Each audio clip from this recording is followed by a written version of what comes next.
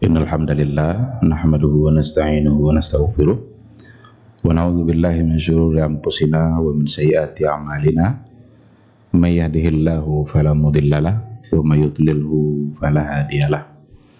Asyhadu an la ilaha illallah wahdahu la syarikalah wa asyhadu anna Muhammadan abduhu wa rasuluh la nabiyya wa la rasula ba'dah.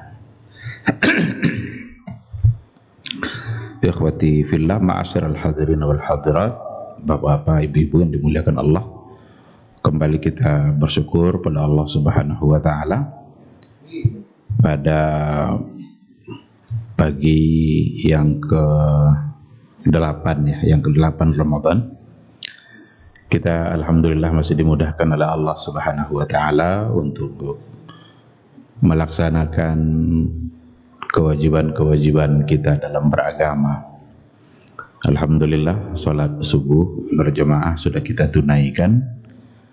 Mudah-mudahan ini menjadi amal soleh yang dicatat oleh malaikat Allah, yang bisa memudahkan kita di hari hisab kelak. Selalulah berbuat baik, karena kalau seandainya waktu tidak kita isi dengan berbuat baik, maka kemungkinan besar kita akan mengisinya dengan berbuat yang salah. Ikhwati fillah, jangan pernah lupa untuk bersalawat dan salam kepada Rasulullah sallallahu alaihi wasallam. Allahumma shalli ala Muhammad wa ala ali Muhammad. Mudah-mudahan kita adalah orang-orang yang pantas untuk mendapatkan syafaatnya di yaumul mahsyar. Suatu hari yang memang semua kita pasti akan menunggu syafaat itu, karena syafaat itu artinya adalah pertolongan, dan hari itu semua kita membutuhkan pertolongan itu, dikarenakan oleh ternyata amal kita sedikit. Di hari itu semua kita merasa amalnya sedikit, bahkan ada yang ingin minta pulang, ingin minta dikembalikan ke muka bumi ini walaupun sebentar, agar bisa bersujud, agar bisa bersedekah, agar bisa beramal soleh lainnya. Akan tetapi tidak ada lagi waktu untuk beramal.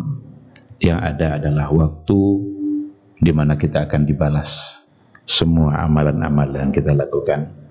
Oleh karena itu, sebelum datang hari penyesalan itu, dari sekarang mari sama-sama kita mendulang pahala, mendulang kebaikan, mendulang keberkahan di hari-hari yang mulia yang memang disediakan oleh Allah Subhanahu wa taala untuk mendapatkan keampunan darinya. Ikhwati fillah, untuk materi kita pada pagi hari ini adalah amalan-amalan unggulan yang ada di dalam bulan Ramadan. Semua kita tahu bahwa Ramadan itu adalah bulan yang penuh berkah. Berapa kali ungkapan itu kita dengar, karena memang Rasul mengatakan seperti itu. Qad atakum syahrul Ramadan syahrum mubarak. Ketika nampak hilal di hadapan para sahabat, Rasul mengucapkan kata-kata itu. Qad atakum syahrul Ramadan syahrum mubarak. Sungguh telah datang kepada kalian, berarti Ramadan itu mendatangi. Yang menariknya, dia yang datang, dia pula yang memberi. Dia yang menjadi tamu, tapi dia yang menjamu. Itu yang menariknya Ramadan ini. Qad atakum syahrul Ramadan syahrul mubarak. Bulan yang diberkahi, bulan yang penuh berkah. Nah, oleh karena itu, agar kita tahu apa yang harus kita lakukan selama bulan Ramadan, maka perlu kita mengetahui amalan-amalan unggulan apa yang dicintai oleh Allah, yang dianjurkan oleh Rasulullah SAW untuk dilaksanakan di dalam bulan Ramadan ini. Nah, yang pertama sekali tentu saja amal unggulan dalam Ramadan ini adalah puasa. Itu pasti. Barangkali di luar Ramadan ada di antara orang yang tidak pernah berpuasa, puasa-puasa sunnah. Tetapi dalam bulan Ramadan ini kita dipaksa untuk berpuasa.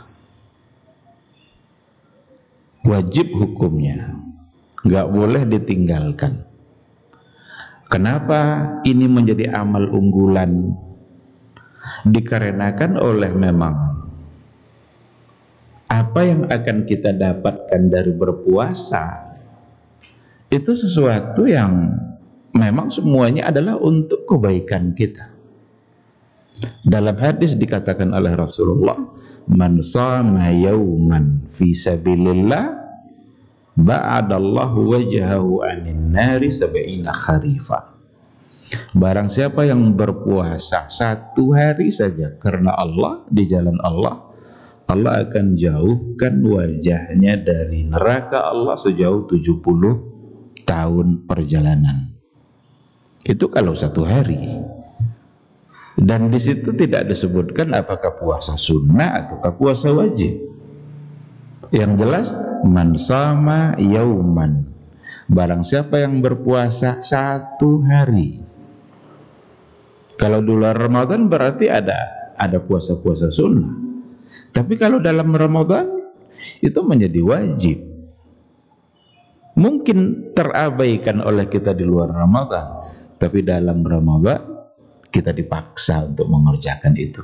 Kalau satu hari saja karena Allah kita berpuasa, maka ikhlaskanlah niat itu semurni mungkin, setulus mungkin, bukan karena terpaksa, bukan karena ria, benar-benar karena Allah. Maka Allah berjanji untuk menjauhkan kita dari nerakanya sejauh 70 musim. Sab'ina harifa, 70 musim atau 70 tahun perjalanan. Di situ tidak pula disebutkan ini perjalanan apa ini? Perjalanan pakai kuda kah? Perjalanan pakai jalan kaki kah? Yang penting sab'ina harifa, menunjukkan betapa jauhnya kita dari neraka Allah kalau seandainya kita berpuasa. Nah, oleh karena itu amal unggulan yang pertama dalam bulan Ramadan adalah puasa itu sendiri. Berapa banyak orang yang tidak juga berpuasa? Kadang bangga pula dia itu minum. Semua orang berpuasa, belanja, beli minuman, minum langsung saat dia berbelanja itu. Semua orang puasa. Berarti dia sedang menghina dirinya sendiri. Berarti dia sedang mendekatkan dirinya kepada nerakanya Allah. Pada saat Allah ingin untuk dia jauh dari neraka Allah Subhanahu wa ta'ala. Ini yang pertama. Yang kedua, amalan unggulan dalam bulan Ramadan itu adalah salatul tarawih. Salat tarawih. Salat tarawih ini tidak ada di luar Ramadan. Istilah at-tarawih itu hanya untuk dalam bulan Ramadan. Dan at-tarawih itu artinya tenang, santai, tidak terburu-buru. Itu arti dari kata at-tarawih. At-tarawih. Kenapa dikatakan seperti itu? Agar kita bisa beramal, menghidupkan malam-malam Ramadan kita dengan amal saleh. Yang salah satunya adalah dengan sholat. Maka dalam hadis dikatakan, man qama ramadhana imanan wa ihtisaban ghufira lahu ma taqaddama min dzambi. Barang siapa yang qama, qama itu arti kata dasarnya itu berdiri. Yang dimaksud di sini adalah menghidupkan malam Ramadan. Walaupun sebenarnya menghidupkan malam Ramadan itu tidak hanya dengan sholat saja. Karena sholat bisa saja terbatas jumlah rakaat sholat kita. Barangkali ada yang 8, ada yang 20. Apakah kalau selesai yang 8 itu nanti selesai menghidupkan malam Ramadan? Ketika dikatakan man qama, maka menghidupkan di situ memang makna yang diinginkan yang pertama sekali adalah sholat, karena sholatul tarawih itu hanya ada di bulan Ramadan. Tetapi sekali lagi ada amal-amal lain yang perlu untuk kita kerjakan. Jadi dikatakan sama untuk siang hari dan dikatakan qama untuk di malam hari. Maka tidak ada perlunya untuk terburu-buru mengerjakan at-tarawih itu. Karena kita lihat ada yang tarawih tercepat di dunia. Dia bisa mengerjakan 20 rakaat dengan 7 menit. Buat apa? Apa yang akan didapat?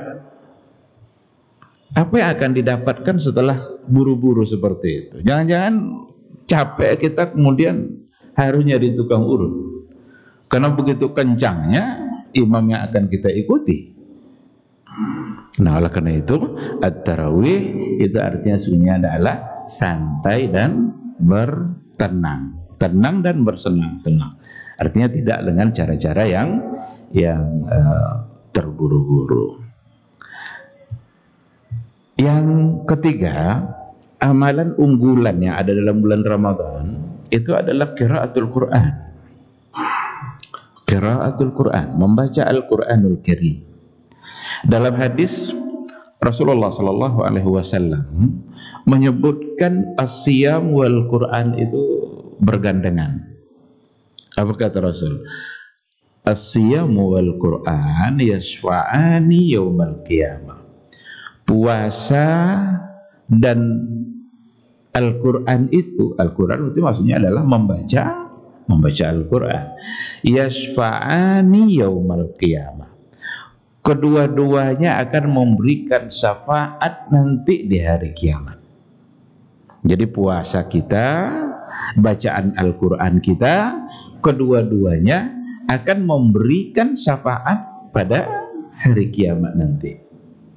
Dan masing-masing akan bersaksi di hadapan Allah. Al-Quran di hadapan Allah, puasa di hadapan Allah nanti akan bersaksi. Apa kata puasa? Ya Rabbi mana'tuhu anit ta'am. Wahai Rabbku, dulu saya larang mereka untuk makan. Mereka tidak makan, tidak minum demi saya, karena mengerjakan saya. Fasyaffi'ni fihi, maka jadikanlah saya pada hari ini menjadi syafaat bagi dia. Al-Quran nanti juga akan berbicara. Wahai Tuhanku, dia telah menghabiskan waktunya meninggalkan pekerjaan-pekerjaan yang lain demi saya, demi membaca Al-Quran. Maka pada hari ini fasyaffi'ni fihi, maka jadikan pula saya sebagai syafaat bagi dia.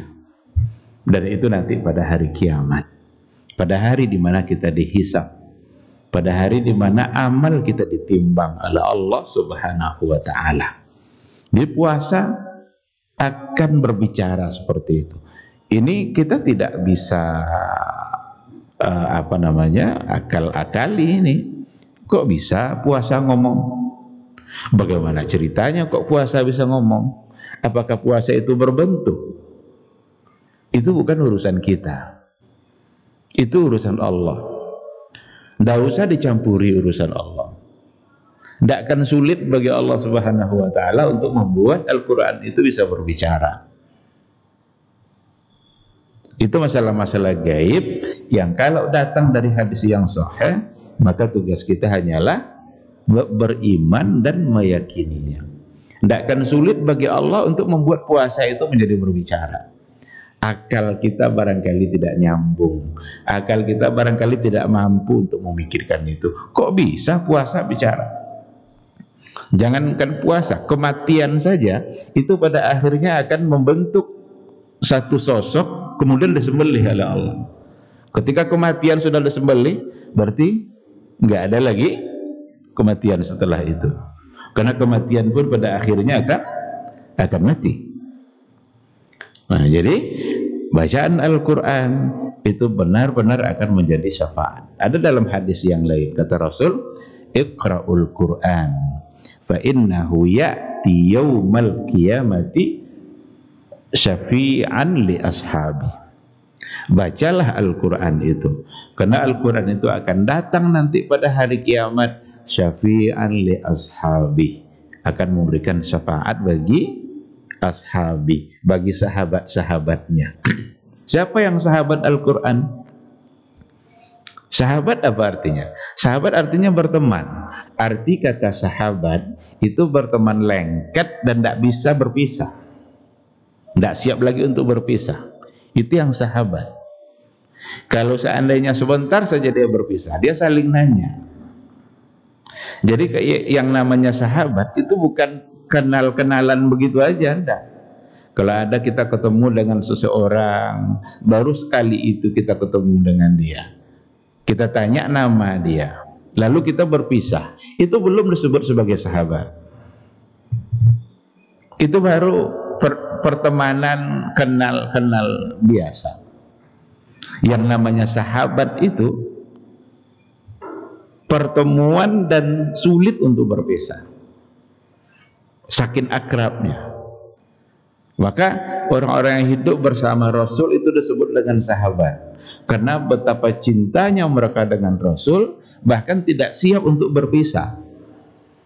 Itulah sebabnya dulu Umar bin Khattab ketika di hari Rasul wafat itu, dia menolak, Rasul tidak wafat katanya. Sahabat yang lain semua pada menangis karena tahu Rasul wafat, tapi datanglah Umar untuk mengatakan Rasul tidak wafat. Jangan coba-coba bilang Rasul wafat. Kalau siapa yang bilang Rasul wafat, saya penggal lehernya. Tidak siap dia menerima kenyataan, tidak siap dia untuk menerima berpisah dengan Rasul saking cintanya. Itu yang sahabat itu. Jadi ketika dikatakan sahabat Al-Quran, orang-orang yang memang lengket dengan Al-Quran, nggak mau berpisah. Sebentar-sebentar berpisah, ingin lagi ngambil Al-Quran. Sudah lama, sekian lama tidak membaca, ingin kembali untuk membaca. Itu yang disebut dengan sahabat. Maka syafi'an li ashabi, syafi'an li ashabi, akan memberikan syafaat bagi sahabat-sahabatnya. Berarti orang-orang yang dekat dengan Al-Quranul Karim. Dan dekat dengan Al-Quran di sini ada dalam artian suka membaca, dan juga dekat dalam artian tidak sekedar membaca, tapi dekat dengan isi-isi yang ada di dalam Al-Quranul Karim. Dalam Al-Quranul Karim ada penjabaran tentang yang halal, ada penjabaran tentang yang haram. Kalau dikatakan dekat dengan Al-Quran, berarti mengamalkan isi Al-Quran. Ketika dikatakan oleh Al-Quran ada makanan-makanan yang diharamkan, berarti itu tujuannya untuk kita tinggalkan. Ketika kita amalkan dan kita tinggalkan hal-hal yang diharamkan, berarti itu bentuk lain daripada kedekatan kita dengan Al-Quran. Tapi yang tadi itu karena diawali sebelumnya dengan kata iqra'u, iqra'ul Quran, bacalah Al-Quran. Berarti yang pertama sekali memang yang dituntut dari kita adalah membaca. Ketahuilah bahwa membaca Al-Quranul Karim, satu huruf dari Al-Quran yang kita baca itu akan diberikan pahala sebanyak 10 kali. Man qara'a harfan minal Quran falahu hasanah wal hasanatu bi'asyri amsalihha. Barang siapa yang membaca satu huruf Al-Quran, maka ia mendapatkan satu kebaikan, dan yang satu itu akan dilipat gandakan menjadi 10. Berarti satu huruf mendapat 10 kebaikan. Itu satu huruf. Dan Rasul bilang, walam aqul alif lam mim harfun. Saya tidak mengatakan bahwa alif lam mim itu satu huruf. Tapi alif sudah satu huruf, lam sudah satu huruf, dan mim sudah satu huruf. Semakin banyak ayat Al-Quran yang kita baca, tentu saja akan semakin banyak kebaikan-kebaikan yang kita dapatkan. Meskipun sebenarnya ada hal-hal yang juga yang perlu diingatkan, Tidak mesti target kita dalam membaca Al-Quran itu hanya jumlah banyaknya huruf yang dibaca. Itu bagus. Tapi ada hal lain yang juga harus kita ikutkan, yang kita jadikan target juga dalam membaca. Apa itu? Tadabbur. Bagaimana kita bisa mengerti dengan isi Al-Quran, mengerti dengan ayat-ayat Al-Quran. Pada masa sahabat dulu, mereka tidak terlalu punya target menyelesaikan secara keseluruhan terus, nah. Tapi bagaimana mereka membaca kemudian memahami. Bahkan sahabat dulu mengatakan, kami di dalam memahami dan membaca ayat Al-Quran belum akan itu kami baca 10 ayat katanya. 10 ayat itu maksudnya belum kami akan pindah kepada ayat yang berikutnya sebelum yang 10 ini kami pahami isinya, kemudian kami amalkan pula apa yang terkandung di dalam ayat itu. Nah, oleh karena itu untuk punya target membaca itu bagus, karena Al-Quran yang menyuruh kita untuk membaca. Bahkan bacalah Al-Quran itu, iqra'ul Quran warattil, iqra'ul Quran warattil, fa inna manzilataka yaumal qiyamah inda akhiri ayatin taqra'uha. Karena kedudukan kamu pada hari kiamat itu setinggi inda akhiri ayatin taqra'uha, pada akhir ayat keberapa kamu berhenti membacanya. Segitulah nanti manzilah, kedudukan kita di sisi Allah pada hari kiamat. Tentu saja semakin banyak kita baca, semakin tinggi kedudukan kita. Tetapi perlu kita tambah target-target yang lain, yaitu memahami. Walaupun 1 ayat, walaupun 2 ayat, tetapi bacaan kita, ucapan lisan untuk Al-Quran kita harus kita ikutkan dengan bagaimana kita memahami dan mentadabburi. Baik, ikhwati fillah, itu untuk qiraatul Quran. Amal unggulan yang lainnya dalam bulan Ramadan ini adalah di antaranya istighfar. Istighfar itu amal unggulan dalam Ramadan. Ada dalam ayat wabil asharihum yastaghfirun, dan di waktu sahur mereka beristighfar.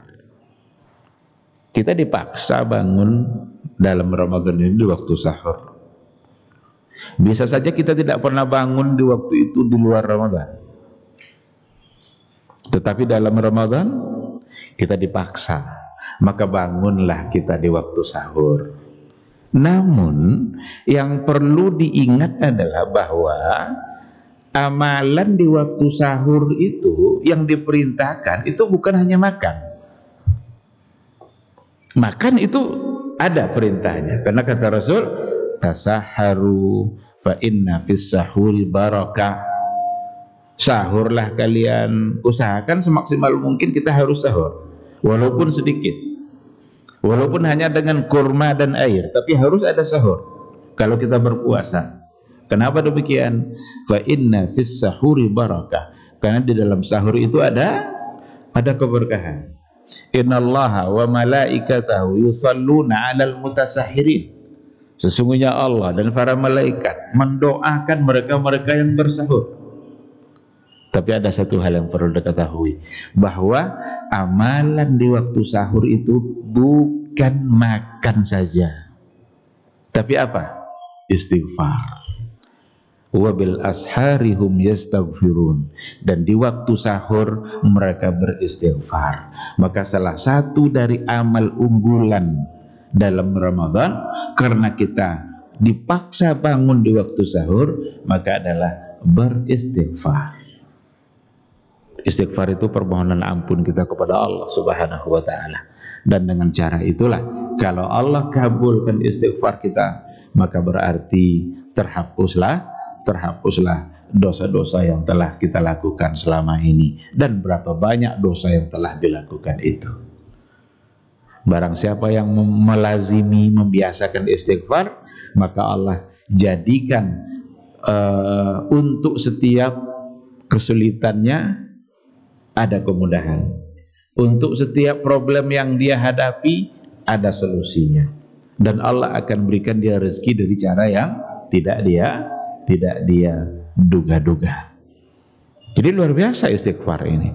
Dan itu salah satu dari bentuk rahmat dan kasih sayangnya Allah kepada hamba ketika disyariatkan istighfar. Imam Hasan al-Basri pernah didatangi oleh banyak orang dan dengan jawaban yang sama. Ada yang datang, ya Imam, saya belum punya anak nih, gimana caranya? Katanya istighfar. Kamu banyak istighfar. Datang lagi yang satu, ya Imam, lama hujan tidak turun, gimana caranya? Berbanyak istighfar. Ada lagi yang satu, wahai Imam, saya sudah coba berkebun tapi tidak ada buahnya. Jawabannya istighfar. Jadi semua pertanyaan ketika itu satu saja oleh Imam Hasan al-Basri, itu adalah istighfar. Istaghfiru rabbakum innahu kana ghaffara yursilis samaa 'alaikum midrara, yang ada pada surat Nuh itu. Ternyata dari situ Imam Hasan al-Basri mengambil satu kesimpulan, beristighfarlah kepada Rabb kalian, innahu kana ghaffara, karena sesungguhnya Rabb kalian itu adalah maha pengampun. Yursilis samaa 'alaikum midrara, niscaya ia akan kirimkan untuk kalian hujan yang lebat. Nanti akan diberikan kalian al-banin, anak keturunan, dan juga nanti akan diberikan buah untuk kebun-kebun kalian. Jadi istighfar itu sesungguhnya adalah solusi yang paling tepat untuk persoalan-persoalan kehidupan yang kita hadapi. Kenapa istighfar yang menjadi solusi? Karena itu menunjukkan kedekatan kita kepada Allah. Kita buktikan kebutuhan dan kelemahan kita di hadapan Allah, dan kita akui kebesaran Allah Subhanahu wa ta'ala. Itu. Yang berikutnya, amal unggulan yang ada dalam Ramadan, ad-doa, adalah doa. Istighfar itu juga bagian dari doa, tapi ketika dikatakan ad-doa itu lebih umum, karena doa itu tidak hanya istighfar. Kita kalau membaca ayat-ayat Ramadan itu dari 183 Al-Baqarah sampai 187. Bacalah itu. Kalau mau tahu persoalan Ramadan secara lengkap, ambil dari 5 ayat itu. 183 sampai 187. Baca tafsirnya. Tahu kita seluk-beluk permasalahan yang ada dalam Ramadan, ada situ semuanya. Salah satu dari ayat yang 5 tadi itu adalah persoalan doa. Apa kata Allah? Wa iza sa'alaka ibadi anni fa inni qarib. Wa iza sa'alaka anni ibadi anni, apabila hambaku bertanya tentangku wahai Muhammad, fa inni qarib, sesungguhnya saya adalah dekat. Berarti di situ persoalan doa. Iza sa'alaka, sa'ala itu kan meminta. Siapa lagi tempat kita meminta? Kepada siapa tempat kita mengadu? Kalau bukan kepada Allah Subhanahu wa ta'ala. Jangan salah tempat mengadu kita. Jangan pernah salah tempat kita meminta. Kalau salah tempat kita meminta, maka yang akan terjadi adalah perbuatan-perbuatan syirik. Dan perbuatan syirik itu adalah yang paling dimurkai oleh Allah Subhanahu wa ta'ala. Ada sahabat yang bertanya, ya Rasulullah, apa amalan yang paling dimurkai oleh Allah? Anta ja'ala lillahi niddan wa huwa khalaqak. Yang paling dimurkai oleh Allah adalah anta ja'ala lillahi niddan, kamu jadikan untuk Allah itu ada tandingan, wa huwa khalaqak, padahal Dia yang telah menciptakan kamu. Salah satu dari bentuk menjadikan tandingan itu adalah ketika kita meminta kepada selain Allah Subhanahu wa ta'ala. Meminta kepada kuburan-kuburan yang dianggap kuburan-kuburan keramat, padahal tidak ada tuh kuburan keramat, itu tidak ada itu. Itu omong kosong aja itu. Itu kebohongan-kebohongan. Meminta itu hanya kepada Allah Subhanahu wa taala. Meminta kepada makhluk gaib, meminta kepada pohon-pohon besar yang juga dianggap di situ ada satu kekuatan. Gampang terjebak di Indonesia ini orang-orang seperti itu bekas-bekas keyakinan animisme dan dinamisme. Meyakini ada satu kekuatan pada makhluk gaib. Padahal sudah berkali-kali kita ucapkan iyyaka na'budu wa iyyaka nasta'in. Nah, oleh karena itu amal unggulan dalam Ramadan ini adalah diantaranya doa. Ada waktu-waktu, bahkan detik-detik Ramadan itu semuanya akan bernilai baik dan berlipat ganda, yang salah satu dari waktu itu yang harus kita isi adalah dengan berdoa kepada Allah Subhanahu wa taala. Ketika mau berbuka umpamanya, sebelum berbuka itu waktu di mana kita dianjurkan untuk berdoa, dan itu waktu yang mustajab. Kenapa menjelang berbuka itu waktu yang mustajab? Itu dikarenakan oleh waktu di mana kita sudah memulai hari kita dengan berpuasa. Jadi kata Ibnu Rajab Al-Hambali, hari-hari terbaik itu selalu saja yang paling baik diantaranya pada bagian akhir. Jadi kalau ada mausimul khair, kalau ada musim-musim terbaik, itu yang terbaik itu biasanya di bagian akhir. Tengok hari Arafah. Kapan yang paling terbaik dari hari Arafah itu? Menjelang terbenam matahari. Ramadan, mausimul khair, itu musim kebaikan. Kapan yang paling baik dari waktu-waktu Ramadan? Di bagian akhir. Maka ada 10 terakhir. Jadi waktu-waktu terbaik itu biasanya yang paling baik lagi dari semua yang baik itu ada pada bagian akhir. Nah, oleh karena itu saat kita berpuasa, kita sudah mulai hari kita dengan berpuasa. Lalu hari yang baik itu, yang terbaik lagi itu ada pada bagian akhir. Sehingga pada saat-saat menjelang berbuka itu adalah waktu di mana diminta untuk berdoa dan dikabulkan oleh Allah Subhanahu wa taala. Cuma kadang habis saja waktu kita, karena terlalu lama memilih perbukaan di jalanan. Udah mau azan belum juga selesai yang dibeli itu, sehingga habislah waktu hanya untuk itu. Kadang sengaja pula menghabiskan waktu untuk bermain, yang disebut dengan ngabuburit. Udah banyak kita ini tertipu sebenarnya. Kadang sibuk dan acara-acara lawak yang ditonton di televisi. Waktu yang disediakan oleh Allah sebagai waktu terbaik untuk berdoa habis untuk hal-hal yang tak perlu dan tanpa kita sadari. Nah, nanti baru sadarnya setelah di luar Ramadan. Selesai Ramadan barulah sadar. Maka ada kata Rasulullah SAW, ba'uda man adraka Ramadan walam yughfar lahu. Raghima'an rajulin, raghima'an man adraka Ramadan walam yughfar lahu.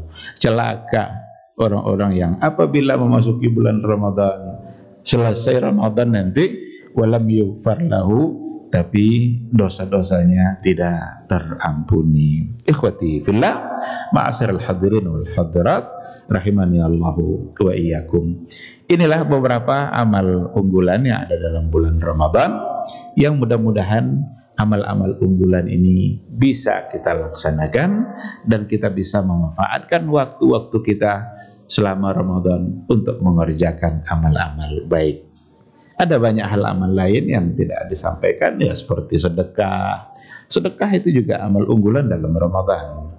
Karena dikatakan bahwa Rasul itu ajwadun nas wa ajwadu ma yakunu fi Ramadan.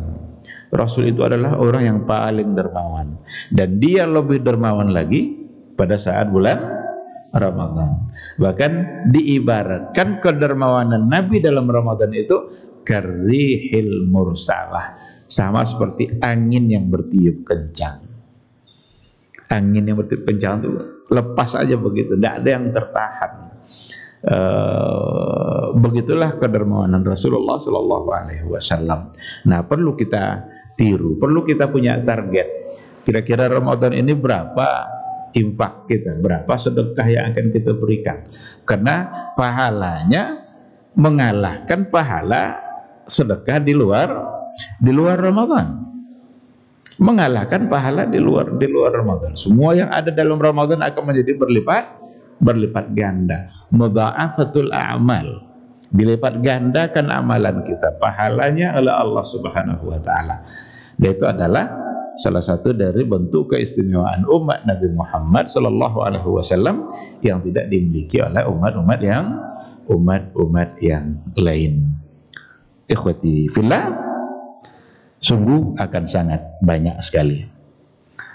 Bahkan malam tadi saya coba tengok sebuah buku, ada judulnya 130 amal untuk menuju pintu surga. 130. Kita baru sampaikan 5 atau 6.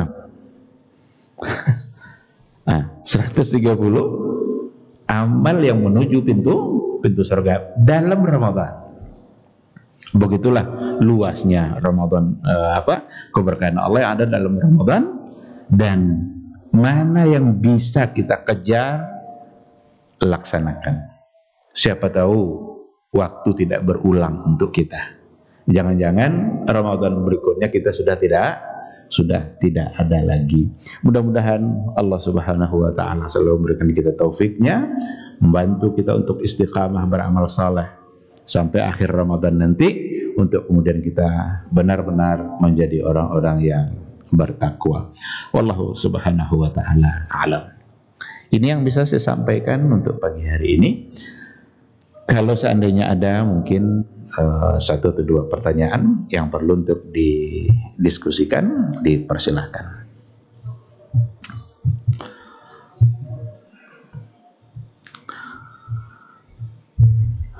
Baik, ada, silakan. Assalamualaikum. Disebutkan amalan, salah satu amalan utama Ramadan adalah membaca Al-Quran. Iya. Membaca di sini, apakah diutamakan membacanya diperbanyak khusus untuk Ramadan, atau membaca dengan terjemahan itu? Kalau kita membaca terjemahan atau tadabburnya itu tidak bisa banyak membaca. Nah, bagaimana kira-kira? Iya. Apakah yang dituntut dari kita membacanya sebanyak mungkin atau diikutkan dengan tadabbur juga? Dituntut dari kita membaca sebanyak mungkin dan diikutkan dengan tadabbur. Bawa dua-duanya. Artinya apa?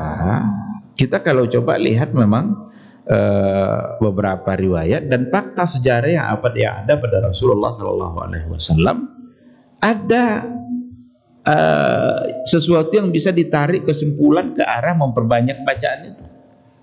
Karena dalam setiap Ramadan itu justru Jibril juga datang bertadarus. Artinya bertadarus itu dia membacakan kepada Rasulullah Sallallahu Alaihi Wasallam ayat-ayat Al-Quran dari awal sampai akhir. Di Ramadan yang terakhir dalam kehidupan Nabi, Jibril malah datang mentadaruskannya sebanyak dua kali secara keseluruhan. Nah, oleh karena itu kita juga diminta untuk membacanya. Akan tetapi sekali lagi kita harus menambah target yang lain, sehingga tidak hanya fokus pada memperbanyak saja, tetapi juga diikutkan kebaikan yang lain di dalam membaca. Apa kebaikan yang lain dalam membaca itu? Ya, yang tadi itu, mentadabburi. Karena tadabbur itu luar biasa itu manfaatnya. Umar bin Al-Khattab khalifah yang kedua itu ketika membaca ayat-ayat Al-Quranul Karim, dan membacanya itu benar-benar dengan tadabbur. Satu ketika dibacalah oleh beliau, inna azaba rabbika lawaqi' ma lahu min dafi'. Sesungguhnya azab Tuhanmu sungguh nyata dan pasti. Ma lahu min dafi'. Tidak ada satupun yang akan bisa menolaknya. Ketika beliau membaca ayat itu, masuk dia ke kamarnya, menangis 3 hari tidak keluar. Sampai sakit dia karena memikirkan isi ayat tadi. Sesungguhnya azab Tuhanmu pasti dan nyata. Nggak ada yang akan bisa menolaknya. Itu selevel Umar itu yang nangis. Padahal Umar adalah orang yang dijamin masuk surga. Seharusnya kan dia tidak nangis tuh. Oh, udah dijamin masuk surga, buat apa lagi nangis? Berarti dia tidak akan masuk neraka kan? Tapi kok dia yang nangis gitu? Nah, kalau Umar orang dijamin masuk surga lalu menangis karena membaca ayat-ayat azab, kita ini lalu bagaimana?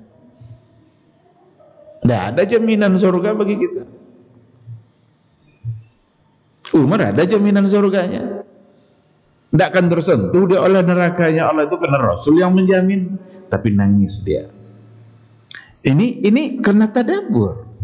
Bagaimana mentadabburi ayat-ayat Al-Quran? Karena tadabbur itu nanti hubungannya ke hati. Itu beda nanti antara tadabbur dengan tafakkur. Kalau tafakkur bisa sampai akal saja dia. Tapi kalau tadabbur itu hubungannya dengan hati. Maka ayat afala yatadabbaruna al-Qur'an am ala qulubin aqfaluha. Tidakkah kalian mau mentadabburi Al-Qur'an atau hati kalian sudah terkunci? Berarti tadabbur hubungannya dengan hati. Orang-orang yang tidak mau mentadabburi ayat-ayat Allah berarti hatinya terkunci. Nah, oleh karena itu bawa dua-duanya. Memperbanyak bacaan, kemudian juga diikutkan dengan tadabbur. Seandainya gara-gara tadabbur bisa berkurang banyaknya bacaan, tidak apa-apa. Yang penting tadabbur harus diikutkan. Ada banyak janji-janji Allah yang membuat hati kita menjadi tersentuh. Ada janji-janji baik yang kita harapkan kita bisa mendapatkannya. Ada janji-janji buruk untuk pelaku maksiat yang kita berharap kita jangan sampai masuk ke dalam janji Allah itu. Maka tadabbur itu akan berujung kepada ketaatan, menambah ketaatan dan ketundukan kita kepada Allah Subhanahu wa ta'ala. Dan itu yang perlu untuk kita lakukan dalam bulan Ramadan ini. Wallahu subhanahu wa ta'ala a'lam.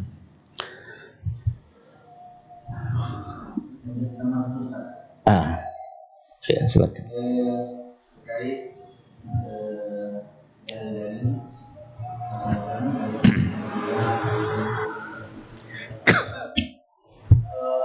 bunyi ayat dan itu ada yang mempertanyakan batas hati apakah karena di dalam ayat itu kan masih sifatnya umum. Iya. Tidak dijelaskan metodologi seperti apa sakit yang membolehkan. Masih untuk orang yang puasa. Yang berdalil kan berbeda. Yang penting sakit. Boleh saja. Dia mandi. Maksudnya adakah dalil pendukung untuk memberikan rincian mati?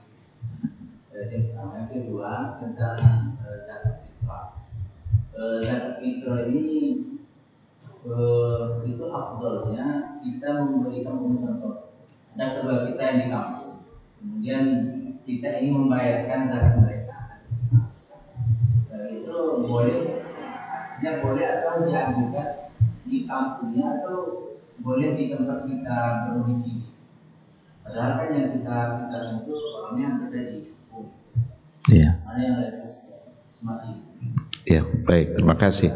Yang pertama, ayat faman kana minkum maridan aw ala safarin fa iddatum min ayyamin ukhar.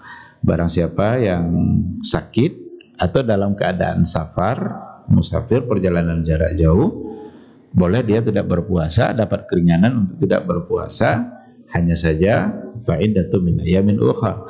Dia harus menggantinya pada hari-hari yang lain.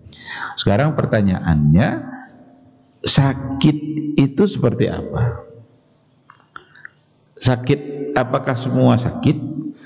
Ternyata kalau seandainya kita lihat pandangan para ulama dalam persoalan ini memang berbeda. Ada dua pandangan. Yang pertama itu datang dari Ibnu Hazm.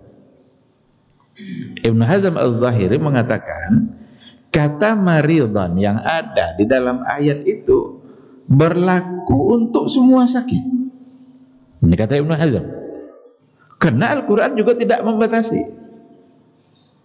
Faman kana minkum maridan, siapa yang sakit? Tidak ada dibilangnya sakit apa gitu. Yang penting kalau dia sakit, maka menurut dia boleh untuk tidak berpuasa. Dan pendapat seperti itu wajar datang dari seorang Ibnu Hazm, karena selama ini memang dia mencoba untuk memahami ayat secara zahiratul nas, apa yang ada pada nas. Tetapi oleh jumhurul ulama, oleh mayoritas ulama, itu sakit di situ tidaklah semua sakit. Sakit di situ maksudnya adalah sakit yang memang orang tersebut tidak bisa untuk berpuasa. Kalau seandainya dia dipaksa juga untuk berpuasa, maka dia mungkin akan semakin sakit atau semakin parah. Dari mana jumhur mengistimbatkan hukum membedakan sakit itu yang tadi itu? Karena ayat itu bicara tentang rukhsah, bicara tentang keringanan, dan keringanan itu akan didapatkan oleh mereka-mereka yang mengalami kesulitan. Seandainya tidak ada kesulitan, berarti tidak ada rukhsah.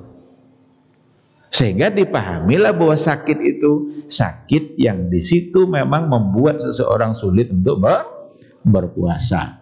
Apa contohnya? Umpamanya dapat keterangan dari dokter.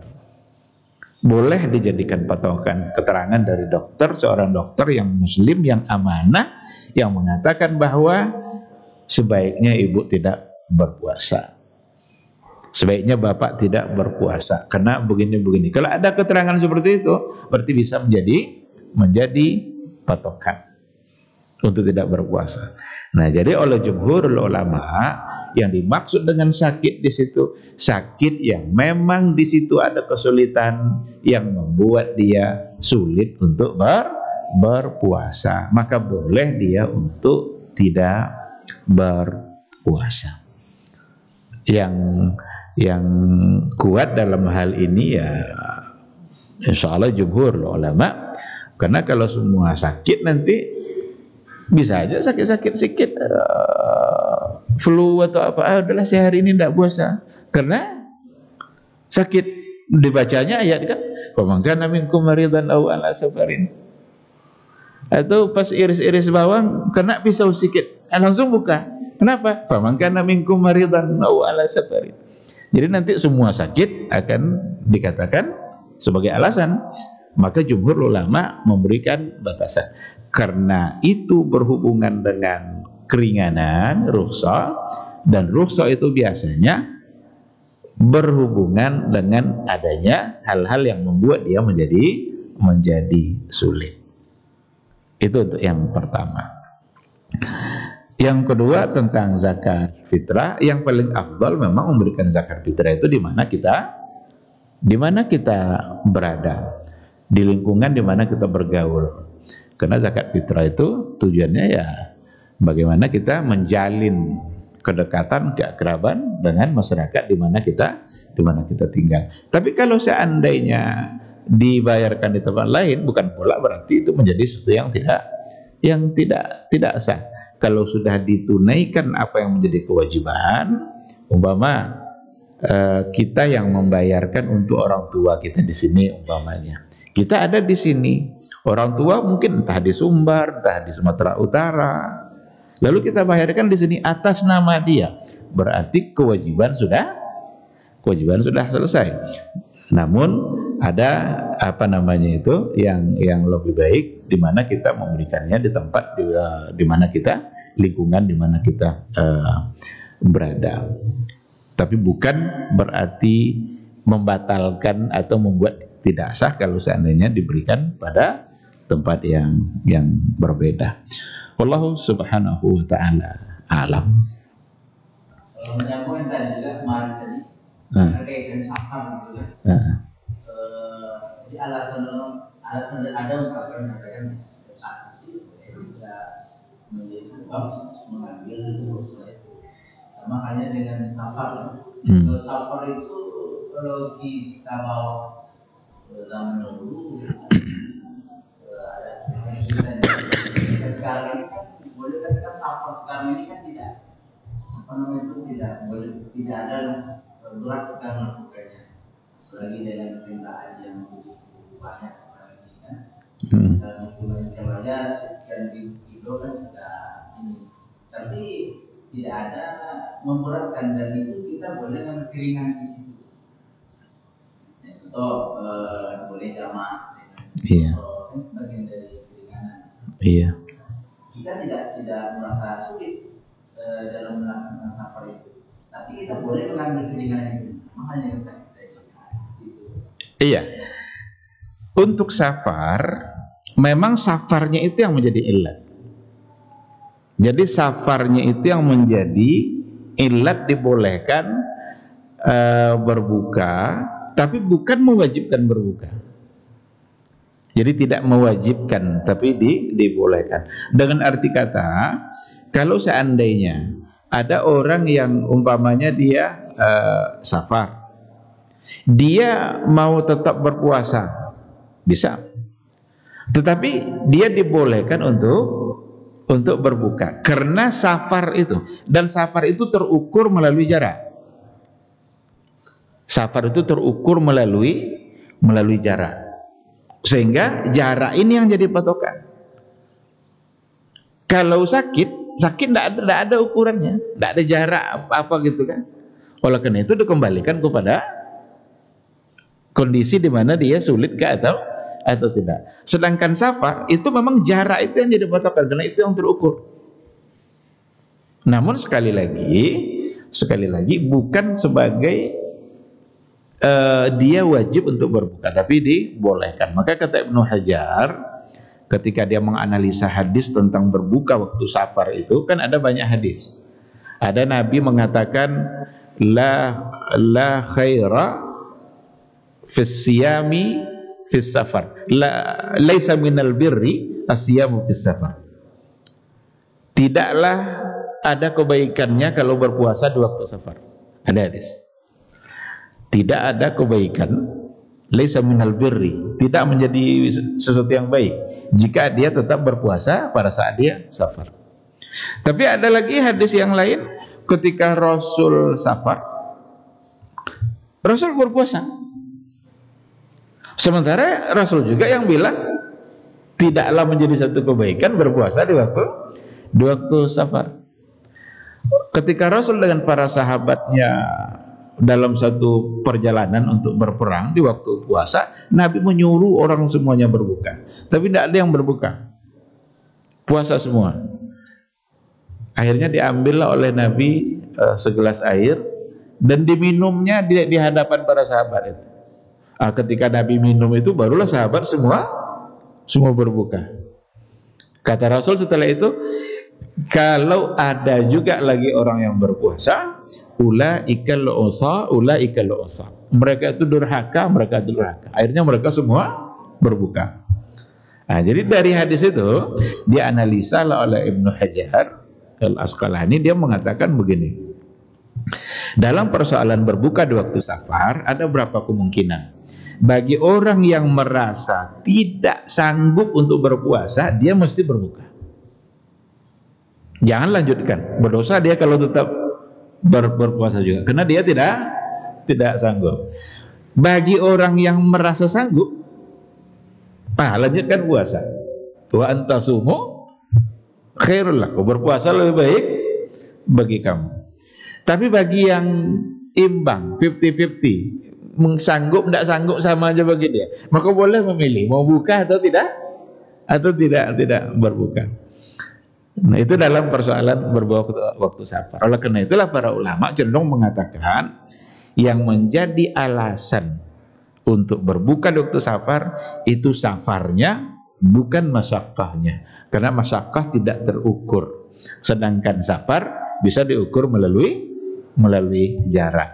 Diambillah yang bisa terukur tadi untuk menjadi alasan agar hukum dapat diterapkan bagi semua. Nah, sedangkan sakit sulit untuk diukur, jarak juga tidak bisa mengukur sakit kita, maka dikembalikan kepada masyaqqah, kepada kesulitan.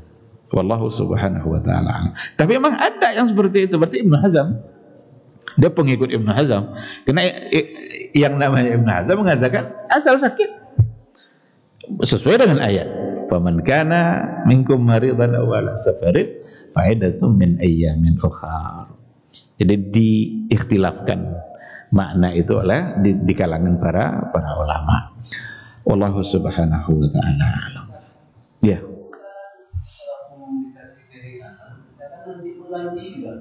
Mengganti. Kalau mengganti wajib. Mengganti tidak pilihan lagi. Kalau dia tidak berpuasa, berarti dia wajib mengganti. Umpamanya dia safar, lalu dia memilih tidak puasa, wajib mengganti. Oleh karena itu kalau sanggup nanti berpuasa, puasa saja. Karena mengganti itu lebih sulit daripada melanjutkan puasa di hari itu. Apa bukti sulit mengganti? Udah masuk Sya'ban masih belum diganti utang, kan sulit namanya. Udah mau masuk lagi Ramadan berikutnya masih aja ada utang yang belum. Itu tanda bahwa sulit mengganti. Nah, oleh karena itu selagi bisa berpuasa maka berpuasa. Yang sakit tadi itu pun seandainya rasa-rasanya tidak sanggup, tapi coba dulu. Siapa tahu sanggup. Boleh dia kalau mau melanjutkan. Cuma seandainya memang dengan sakit itu dia kalau jika berpuasa tetap umpamanya akan mempersulit dia atau menambah sakitnya, maka lebih baik baginya untuk tidak berpuasa. Ambil keringanan yang diberikan oleh Allah Subhanahu wa ta'ala. Bahkan ada banyak masalah dalam persoalan ini, umpamanya cuci darah. Apakah cuci darah itu membatalkan puasa atau tidak? Boleh tidak dia terus puasa padahal dia cuci darah? Itu dibahas oleh para ulama. Kebanyakan mereka banyak yang mengatakan itu membatalkan, karena cuci darah itu yang dimasukkan itu darah plus nutrisi. Jadi ada masuk kandungan-kandungan yang lain kan, vitaminnya, glukosa, macam-macam, sehingga setelah cuci darah dia menjadi segar. Maka cuci darah kebanyakan mengatakan itu membatalkan puasa. Tidak usah aja puasa, nanti ganti saja di hari yang lain. Pakai infus umpamanya. Infus itu kan yang dimasukkan kan apa? Nutrisi juga, maka itu membatalkan puasa. Bagaimana dengan oksigen? Orang bernapas pakai tabung oksigen, dia siap untuk terus berpuasa. Nah, para ulama mengatakan yang kontemporer itu tidak membatalkan, karena sama saja dengan kita menghirup oksigen. Kita kan sekarang bernapas juga menghirup. Mereka karena ada kondisi yang berbeda sehingga dia perlu dibantu, maka itu tidak membatalkan, karena sama dengan orang lain yang juga bernapas menggunakan oksigen. Itu ada dalam kajian-kajian kontemporer dalam masalah puasa. Suntik secara umum itu dibagi dua, huknah istilahnya. Ada al-huknatu lit-taghdziyah, suntik yang tujuannya untuk nutrisi. Tapi ada suntik yang tujuannya untuk obat. Yang untuk obat itu tidak membatalkan puasa. Oh, ini sakit nih harus suntik. Tapi kalau tujuannya untuk memasukkan gizi atau nutrisi makanan, maka itu membatalkan. Untuk vaksin itu sudah ada fatwa dari MUI kalau tidak salah, itu tidak termasuk yang membatalkan, karena tujuannya untuk memasukkan obat sebagai pencegahan dalam masalah vaksin. Wallahu a'lam. Baik, kalau tidak ada lagi mungkin sampai di sini kajian kita pada pagi hari ini. Mudah-mudahan bermanfaat bagi kita dan semoga majelis ini menambah kemuliaan kita di sisi Allah Azza wa Jalla. Kita tutup dengan doa qatar majelis. Subhanakallah bihamdika asyhadu an la ilaha illa anta astaghfiruka wa atubu ilaik. Assalamualaikum warahmatullahi wabarakatuh.